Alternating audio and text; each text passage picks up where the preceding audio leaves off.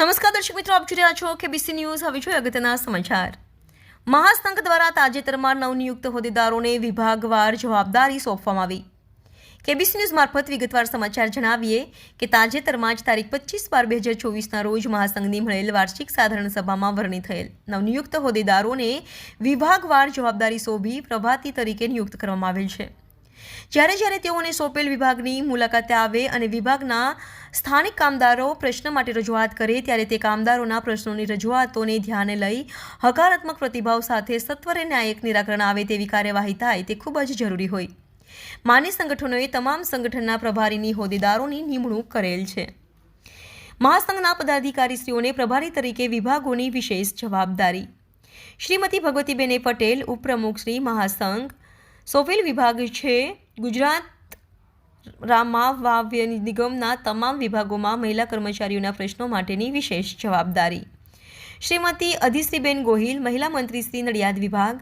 શ્રીમતી હેતલબેન મુરાવાલા, મંત્રી શ્રી મહાસંઘ. Shrimati નિશાબેન પીદવે, zonal in charge Shri મહાસંઘ. શ્રી ભરતભાઈ ડાંગર, મંત્રી શ્રી મહાસંઘ પાલનપુર. શ્રી જે ઝાલા, મંત્રી શ્રી મહાસંઘ મહેસાણા. શ્રી રોહિતકુમારસિંહ પટેલ, મંત્રી શ્રી મહાસંઘ હિંમતનગર. શ્રી સિદ્ધરાજસિંહ એફ મૈડા, મંત્રી શ્રી મહાસંઘ અમદાવાદ. શ્રી અનિલકુમાર પારેખ, મંત્રી શ્રી મહાસંઘ નડિયાદ. શ્રી પ્રેમપ્રકાશભાઈ બી, ઉપપ્રમુખ શ્રી મહાસંઘ ગોધરા.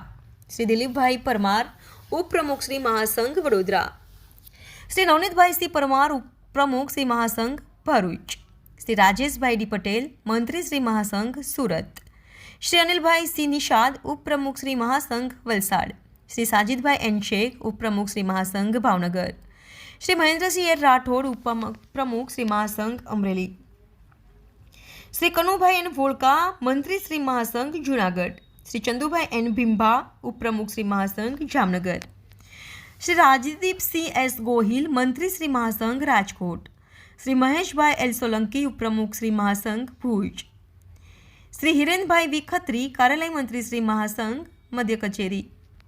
શ્રી ઉમેશકુમાર એમ બગથરિયા, મહામંત્રી શ્રી મહાસંઘ મયંત્રાલય.